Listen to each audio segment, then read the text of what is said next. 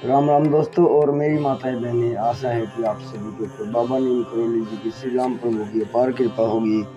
आपके घर परिवार में सभी कुशल मंगल होंगे, यही मैं प्रार्थना करता हूँ, यही मैं अर्जी लगाता हूँ बाबा नीम करोली जी शरण में। मेरे बाबा नीम करोली जी, मेरे प्रभु श्री राम जी, मेरे सर्वप्रथम पूज्य गणेश भगवान जी, जो भी मेरा भाई मेरी माताएं बहनें आपकी ये महिमा देखता है, उनके ऊपर तुरंत कृपा करो भगवान।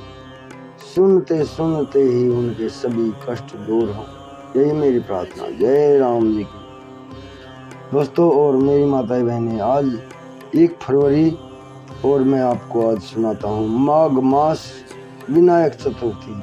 बहुत ही पुण्य फल देने वाली, मनोकामना पूर्ण कर देते हैं गणपति भगवान। विनायकी चतुर्थी, पूरी व्रत कथा सुने, सभी देवों का आशीर्वाद। जय श्री गणेश। विनायक चतुर्थी पौराणिक कथा, होगी समस्त मनोकामना पूरी। गणेश चतुर्थी पर पौराणिक कथा के अनुसार एक श्री गणेश चतुर्थी व्रत की पौराणिक कथा के अनुसार एक बार भगवान शिव तथा माता पार्वती नर्मदा नदी के किनारे बैठे थे। वह माता पार्वती ने भगवान शिव से समय व्यतीत करने के लिए चौपड़ खेलने को कहा। शिव चौपड़ खेलने के लिए तैयार हो गए, परंतु इस खेल में हार जीत का फैसला कौन करेगा, यह प्रश्न उनके सामने उठा तो भगवान शिव ने कुछ तिनके एकत्रित कर उसका एक पुतला बनाकर उसकी प्राण प्रतिष्ठा कर दी और पुतले से कहा, बेटा, हम चौपड़ खेलना चाहते हैं, परंतु हमारी हार जीत का फैसला करने वाला कोई नहीं है, इसलिए तुम बताना कि हम दोनों में से कौन हारा और कौन जीता। उसके बाद भगवान शिव और माता पार्वती का चौपड़ खेल शुरू हो गया। यह खेल 3 बार खेला गया और संयोग से तीनों बार माता पार्वती ही जीत गई। खेल समाप्त होने के बाद बालक से हार जीत का फैसला करने के लिए कहा गया, तो उस बालक ने महादेव को विजयी बताया। यह सुनकर माता पार्वती क्रोधित हो गई और क्रोध में उन्होंने बालक को लंगड़ा होने का और कीचड़ में पड़े रहने का श्राप दे दिया। बालक ने माता पार्वती से माफी मांगी और कहा कि यह मुझसे अज्ञानतावश ऐसा हुआ है, मैंने किसी द्वेष भाव में ऐसा नहीं किया है। बालक द्वारा क्षमा मांगने पर माता ने कहा, यहाँ गणेश पूजन के लिए नाग कन्याएं आएंगी, उनके कहे अनुसार तुम गणेश व्रत करो, ऐसा करने से तुम मुझे प्राप्त करोगे।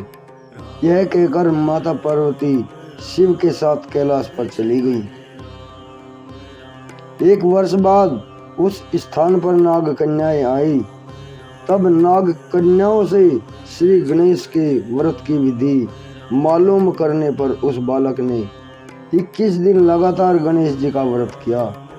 उसकी श्रद्धा से गणेश जी प्रसन्न हुए। उन्होंने बालक को मनोवांछित फल मांगने के लिए कहा। उस पर बालक ने कहा, हे विनायक, मुझ में इतनी शक्ति दीजिए कि मैं अपने पैरों से चलकर अपने माता पिता के साथ कैलाश पर्वत पर पहुंच सकूं और वे यह देखकर प्रसन्न हो। तब बालक को वरदान देकर श्री गणेश जी अंतर्ध्यान हो गए। इसके बाद वह बालक कैलाश पर्वत पर पहुंच गया और कैलाश पर्वत पर पहुंचने की अपनी कथा उसने शिव भगवान को सुनाई।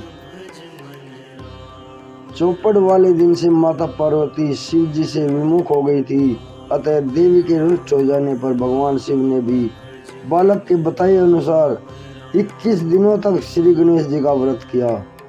इस व्रत के प्रभाव से माता पार्वती के मन में भगवान शिव के लिए जो नाराजगी थी वह समाप्त हो गई। तब यह व्रत विधि भगवान शंकर ने माता पार्वती को बताई। यह सुनकर माता पार्वती के मन में भी अपने पुत्र कार्तिकेय से मिलने की इच्छा जागृत हो गई। तब माता पार्वती ने 21 दिन श्री गणेश का व्रत किया तथा दूर्वा, फूल और लड्डुओं से श्री गणेश जी का पूजन अर्चन किया। व्रत के 21वें दिन कार्तिकेय स्वयं माता पार्वती जी से मिलने आ गए। उस दिन से गणेश चतुर्थी का यह व्रत समस्त मनोकामनाओं की पूर्ति करने वाला व्रत माना जाता है। इस व्रत को करने से मनुष्य के सारे कष्ट दूर होकर मनुष्य को समस्त सुख सुविधाएं प्राप्त होती हैं। विनायक गणेश चतुर्थी व्रत कथा संपन्न होती है। ये माघ मास में विनायक चतुर्थी होती है। सभी के ऊपर गणेश भगवान की कृपा दृष्टि बनाए रखे, यही मेरी प्रार्थना। जय राम जी की, जय बाबा नीम महाराज जी, जय हनुमान जी की, जय श्री गणेश। दोस्तों और मेरी माताएं बहनें, माघ मास महीने की है ये विनायक चतुर्थी व्रत कथा, इसे आगे भी शेयर करें। गणपति बप्पा आपके घर में सदैव खुशियाँ लाए, यही मेरी प्रार्थना। जय राम जी की, जय श्री गणेश भगवान जी की, जय बाबा नीम महाराज की, जय हनुमान जी।